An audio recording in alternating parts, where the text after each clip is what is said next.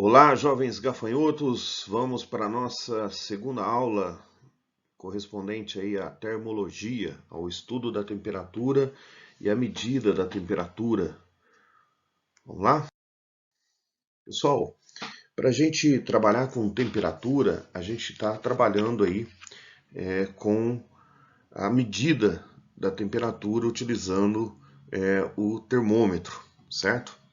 E um termômetro, ele é constituído aí a gente utiliza para constituir um termômetro substâncias termométricas. Essas substâncias termométricas são substâncias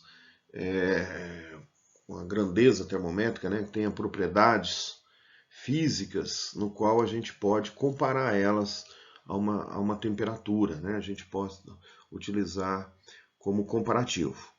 Então, entre esse comparativo, eu posso utilizar aí pressão, posso usar o comprimento, posso usar o volume para determinar aí a fabricação de um termômetro, né? Utilizando aí como uma escala, tá? E então vamos fazer o seguinte, vamos determinar uma equação termométrica, tá? Pessoal, uma equação termométrica, ela segue um modelo. Ela relaciona uma grandeza termométrica com a temperatura. Que grandeza termométrica é essa? É uma pressão, é um volume, é o comprimento da altura de um líquido. Em todo caso, essa equação termométrica, na verdade, ela cai numa função termométrica, né? Uma função de primeiro grau. E uma função de primeiro grau, qual que é o modelo dessa função de primeiro grau? A gente chama aqui, ó, f de x é igual a x mais b. Ou ainda, né, no caso da equação termométrica, nós vamos ter lá a grandeza termométrica que eu estou relacionando, vai ser A vezes T mais B, onde, né, A e B são constantes, certo? Vou usar de um exemplo aqui, relacionando a temperatura com a altura. A temperatura eu vou trabalhar com a escala Celsius e a altura aqui eu vou trabalhar em centímetros. Então eu vou pegar um ponto qualquer aqui, um valor aleatório, por exemplo 20 graus e 80 graus, ok? E vou pegar aqui, por exemplo, 60 centímetros. Vamos colocar aqui o valor de 60 centímetros, certo? E vou fazer a seguinte correspondência. Ó. Nessa barrinha aqui vai ser representada a minha temperatura T. E nessa barrinha eu vou representar H, tá certo? Então repara, ó, o 20 pertence ao eixo Y para a temperatura. E o seu correspondente aqui, a sua imagem, é 0. Já o 80, ele tem o seu correspondente, que é o 60, na altura H. Então eu vou ter uma temperatura T e aqui eu vou ter um H. O que eu vou usar? Vou usar aqui do teorema de Thales. O teorema de Thales mostra o seguinte, ó, que eu posso fazer assim, ó, T menos 20 está para 80 menos 20. Da mesma forma que H menos 0 está para, olha lá, ó, 60 menos 0. E aí o que eu vou fazer? T menos 20 está para 60, assim como H está para 60. E aí posso dividir por 60 os dois denominadores e eu chego na seguinte relação, né? Que H, que é a altura do líquido, corresponde a T menos 20.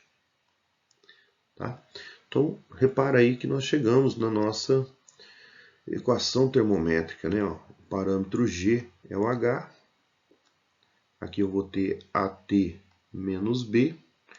Então, as nossas constantes aqui, ó, A vai ser igual a 1 e o B corresponde a menos 20. Certo, turminha? Então, toda vez que eu tiver que fazer, por exemplo, a relação entre uma escala defeituosa com uma escala correta, basta eu parametrizar dessa maneira, tá bom?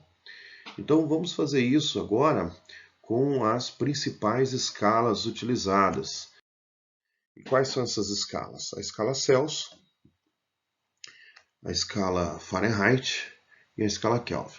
A escala Celsius eu vou representar como grau C, a Fahrenheit grau F e a escala Kelvin o K.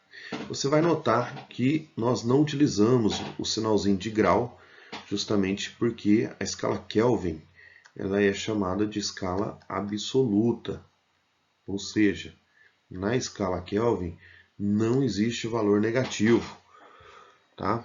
Somente valores absolutos. Então ela começa lá no zero, propriamente dito, e aí não tem limite, tá bom?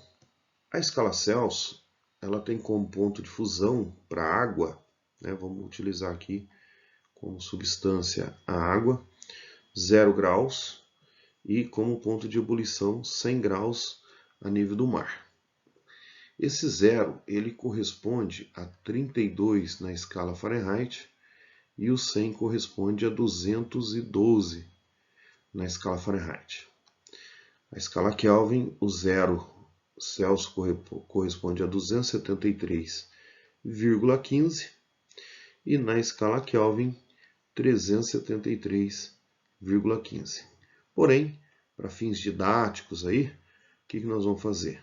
Nós vamos eliminar esse 0,15 aqui e trabalhar apenas com o número inteiro, ok?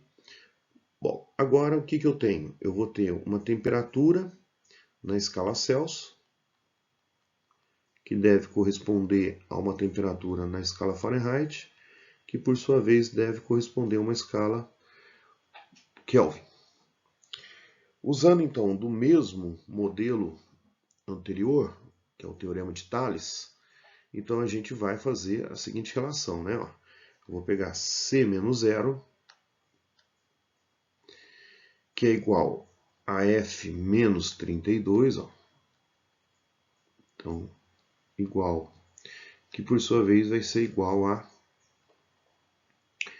Kelvin menos 273. Beleza? E vou comparar os segmentos maiores, ó. Então, vou pegar 100 menos zero, 212 menos 32 e 373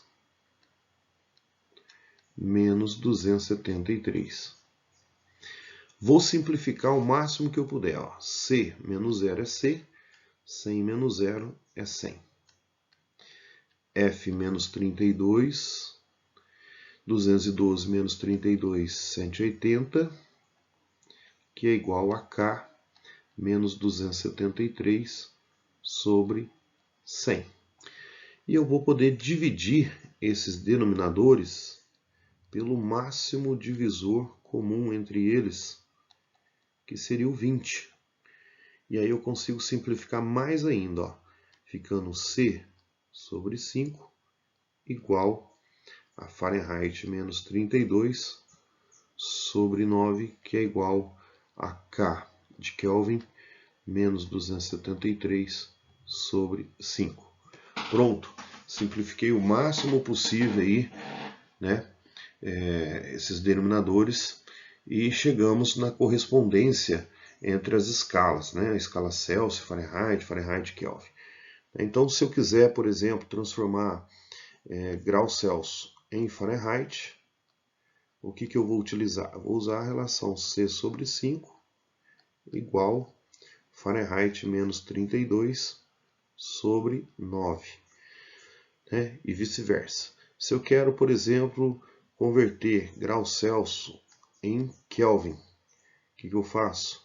Eu pego C sobre 5 igual a K menos 273 sobre 5. E se eu quiser, por exemplo, a escala Fahrenheit ou Kelvin em Fahrenheit, Fahrenheit em Kelvin. O que eu faço? Eu pego a relação F menos 32 sobre 9. Isso tem que ser igual a K menos 273 sobre 5. Basta substituir os valores correspondentes e aí chegar no que eu quero, tá bom? Mas nós devemos tomar um grande cuidado quando se fala em conversão de escalas, né? Porque pode aparecer o termo variação. Importante a gente prestar atenção quando surgir a palavrinha variação entre as escalas, porque a variação representa a diferença entre uma máxima e uma mínima, né? Então eu vou ter aqui, ó, graus Celsius, Fahrenheit e Kelvin, né? 0 a 100, 32 a 212 e 273 a 373. Lembrando que o vírgula 15 a gente deixou para escanteio. E aqui ficou assim, ó, delta C, delta F e aqui nosso delta K. Então, delta C está para 100 menos 0. O delta F está para 212 menos 32. E o delta K está para